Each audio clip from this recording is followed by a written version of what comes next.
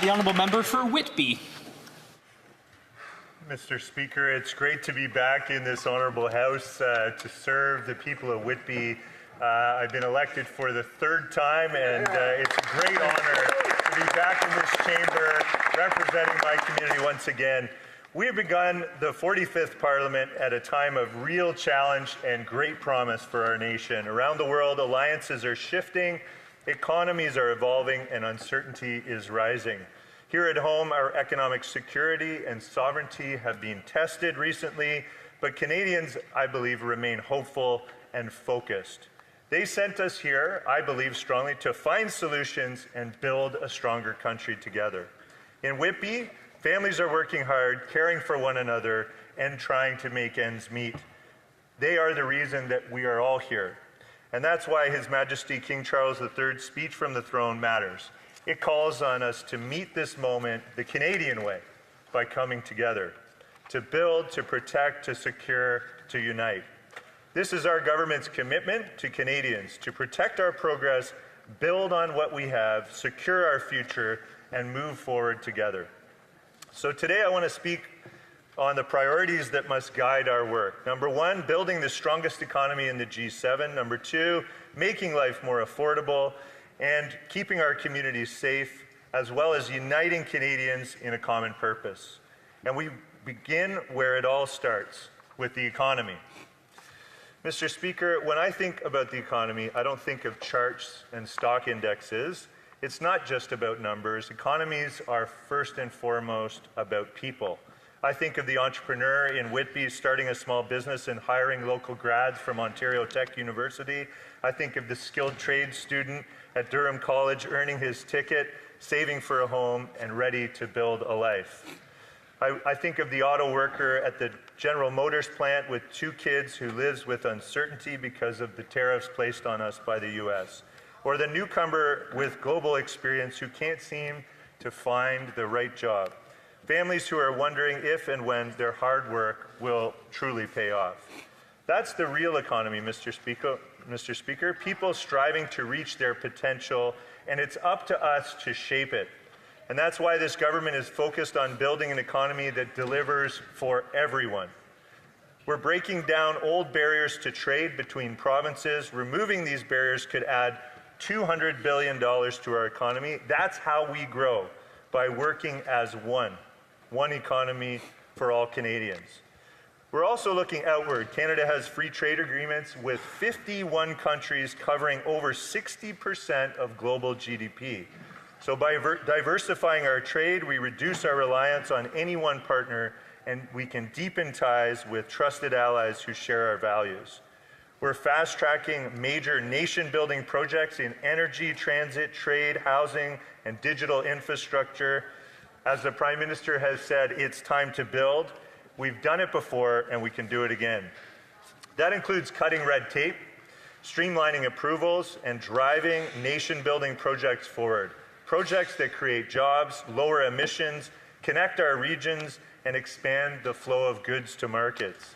We're also doubling the Indigenous Loan Guarantee Program to $10 billion, empowering more Indigenous communities to be equity partners in major projects.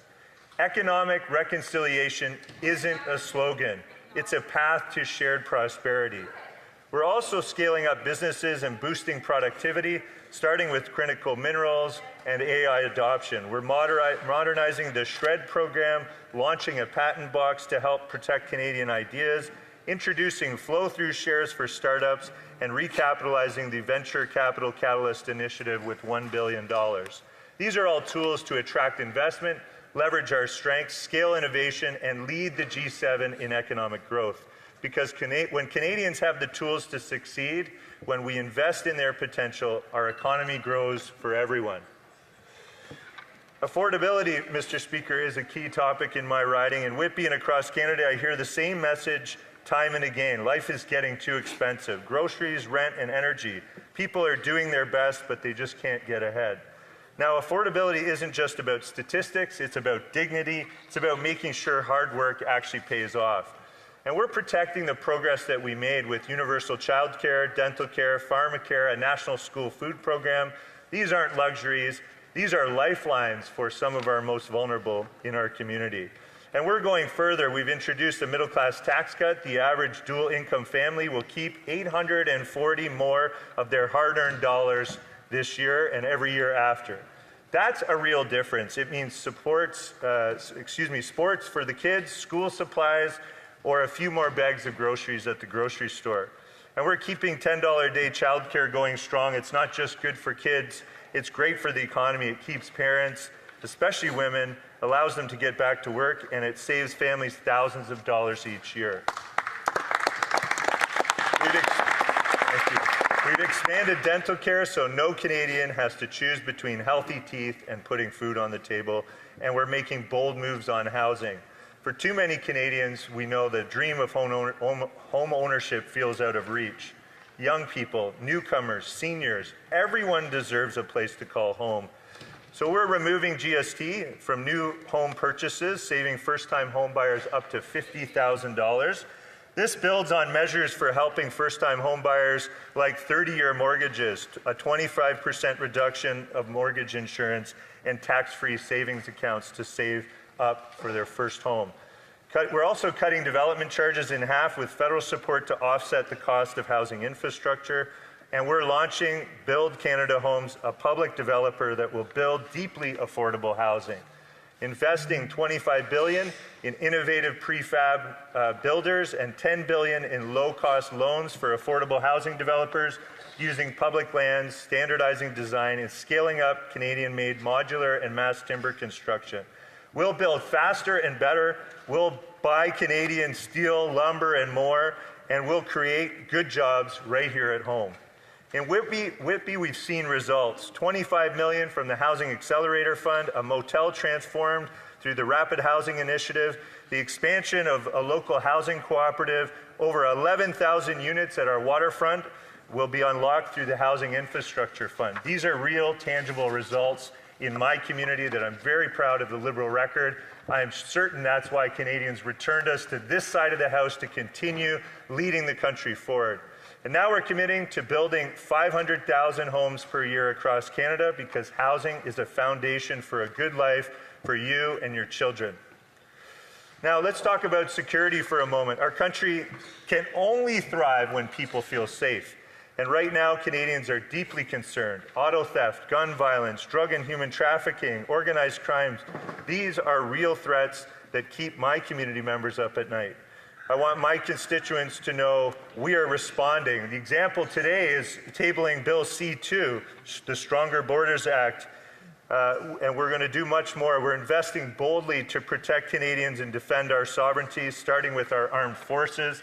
We're giving a raise to Canadian Armed Forces members, building more housing on bases, improving access to health care and child care for military families, and much, much, much more. And as climate change continues to impact our north, we're protecting our Arctic sovereignty, which has become more and more urgent. We will forge a new Canada-Europe Arctic Security Agreement to meet the moment. And we're also stepping up at our southern border. We're training 1,000 new RCMP officers, 1,000 new CBSA officers, deploying new scanners, drones, canine units, and much, much more. We're also cracking down on repeat and violent offenders, making bail harder for car thieves, human traffickers, and home invaders. Sentences will be tougher for organized crime and sexual violence, including online abuse and deep fakes. And as hate crime rises in our communities, we're acting decisively. We will make it a criminal offense to intentionally obstruct access to or intimidate those attending schools, places of worship, or community centers. This is great progress. When we protect what matters, our families, our communities, and our country, we give every Canadian the confidence to build a better future together.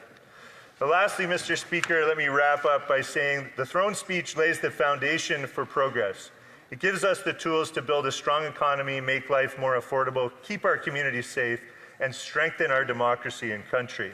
And more than that, it gives us a vision we can rally around. Mr. Speaker, I believe in Whitby. I believe in Canada, and I believe in the strength and determination of our people. So let's get to work with compassion, with courage, and with conviction. Let's build a country our children can be proud of, a Canada that is stronger, more affordable, more secure, and more united than ever before. Hear, hear. Then comments. Question on commentary. The honourable member for Algonquin, Renfrew, Pembroke. Thank you, Mr. Speaker. I'm most interested in hearing more about the access to medical care by the families of soldiers. Do they have to live on a military base to get access? And what does that look like? Who do they call to get access? Because this is very serious, and every summer it gets worse because there are postings from one to the next. So tell us how it works. Member for Whitby. Well, that's a great question, Mr. Speaker, and it's great to be back in this House with the member opposite asking good faith questions about an issue that I think is very important, which is how we support both our veterans but also our armed forces members who deserve our greatest respect and greatest support. In the platform, we've committed to building more housing, offering more supports to our veterans and armed forces members. More details will come about how we'll implement that in the future. Thank you. Yes, Your commentary. The honourable member for Mirabel. Thank you, Mr. Speaker. My friend, the colleague for Whitby, was one of the first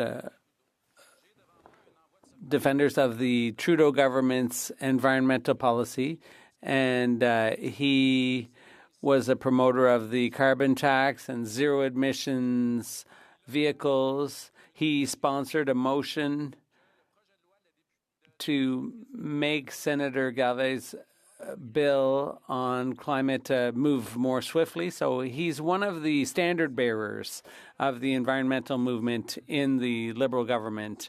And now there are those who think that the energy transition goes hand in hand with increased oil output. What does he think about that? The honourable member for Whitby. To the honourable member from Mirabel, who I am very happy to say collaborated quite well together with me on numerous standing committees that we served on in the last Parliament. And I thank him for his question. This is truly an area that I feel passionately about and have done a lot of work in. And I believe strongly that our environmental policies from the past have a lot of credibility. I think we are pivoting and ensuring that we can build a strong economy at the same time as reducing our emissions in this country. Obviously, that's a delicate balancing act when the context at the moment is that our sovereignty and our economic security is under threat. And I think we are evaluating how best to achieve both these nation-building projects while reducing our emissions. And I look forward to working with the member opposite. Question and comments. The honourable member for Kings Hants.